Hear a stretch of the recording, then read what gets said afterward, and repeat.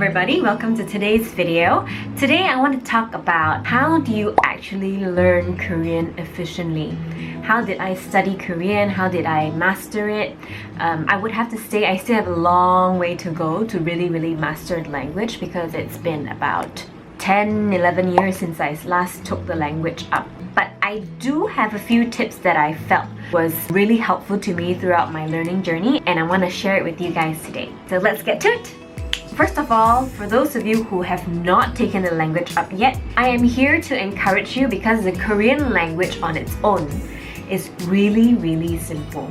To give you a little bit of background, the Korean language has always been there, but it was only read in Chinese characters. What this means is that only the scholars and the educated noblemen could read. That gave them a benefit in the society. This king came in and was like, you know what?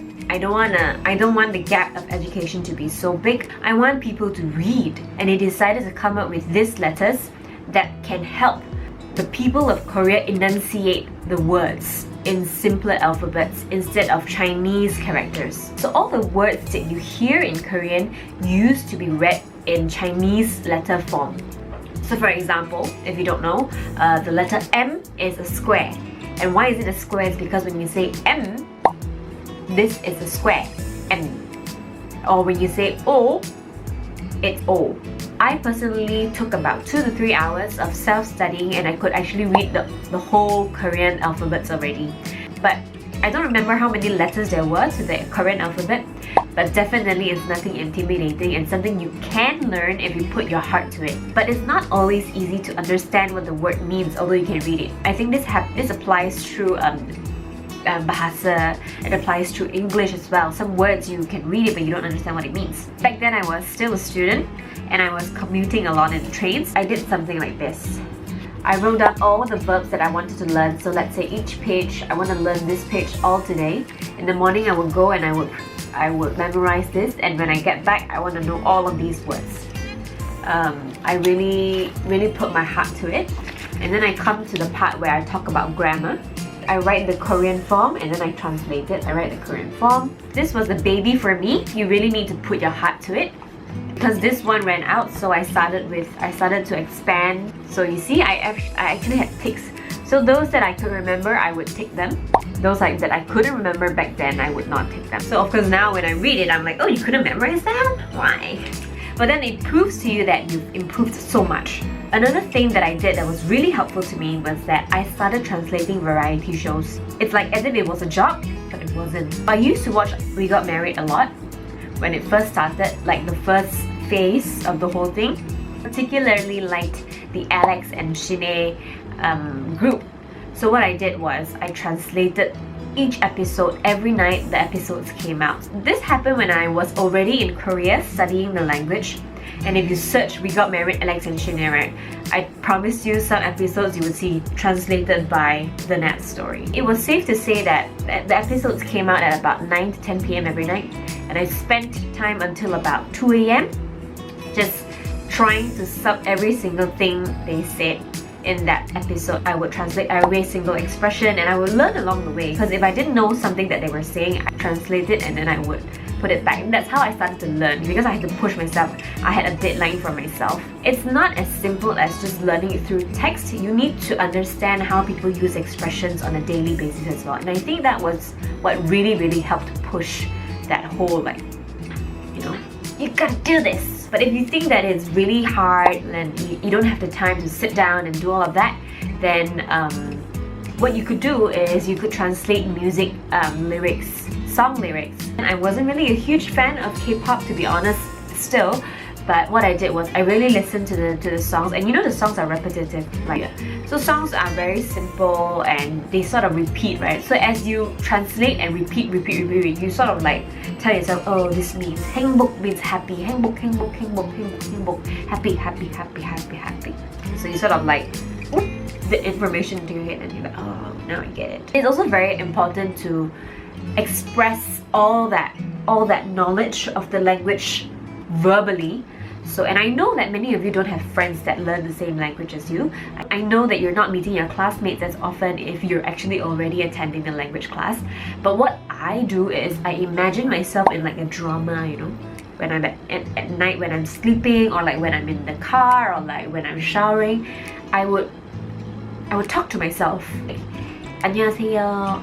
뭐 드릴까요? So I would have conversations with myself.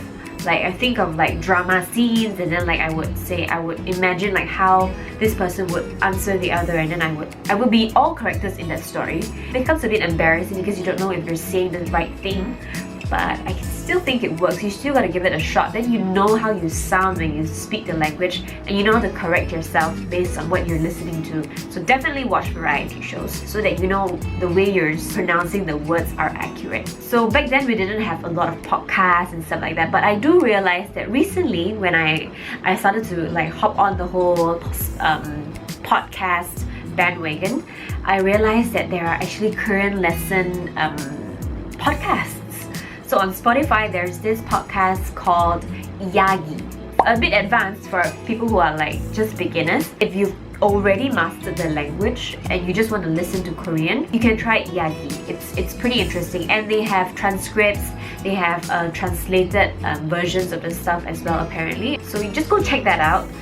Explore more of these internet resources, because the world is a better place now as compared to what I had last time. The last time when I wanted to translate stuff, I couldn't just whip out my phone and like search Google about what this or that meant. I had to buy like an electronic dictionary, because it really was quite a while ago. I had to buy an electronic dictionary from Yongsan, and I had to key in every single word that I didn't know.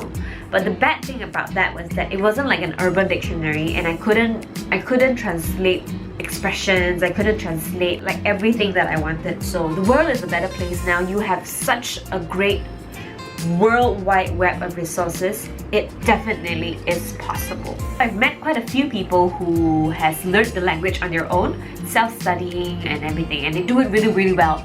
But I'm not the type of person. I think I do encourage that if you have the resources, if you have the time, sign yourself up for a course in Korea. And that was exactly what I did right after I finished high school. There are a couple of different courses for you to sign up. I believe that they have something called the 3-week course, something called the 3-month course, and then it goes by semester. Each semester goes for about 3 months, and I think each semester costs an average of about 6,000 ringgit to 7,000 ringgit. Put yourself in that situation for 3 months, 3 weeks for me, I feel it's very, very little. It's sort of like a vacation. So you don't get to meet as much people and you don't get to push yourself as much. But 3 months is definitely something substantial enough for you to get yourself like kick-started. The environment really changes you. And I believe I can be an advocate for like immersing yourself fully in that situation, because I've done that for Chinese in Beijing and Korean in Seoul. It definitely helps in your whole journey of learning the language by tenfold. So I was studying the language for about a year or so. In total of the Korean language course, there are actually 6 levels, level 1 to level 6. But when I got to Yonsei University for that Korean language class, they put me in level 5. So I was pretty much shocked, because I was prepared to get into level 3 and at most level 4. But they said you should push yourself and try level 5. But the thing about this level 5 is that they felt that my understanding and my perception of the language was very much leaned towards the American vocabulary format. I don't know how the teachers determined that. So what they did was they put me in this special course where it had 8 levels, but they put me in level 5. I guess in normal topic terms that will be level 4.5, somewhere around there. It was a bit complicated. That's for Yonsei University's language course, at that time at least. Then I left.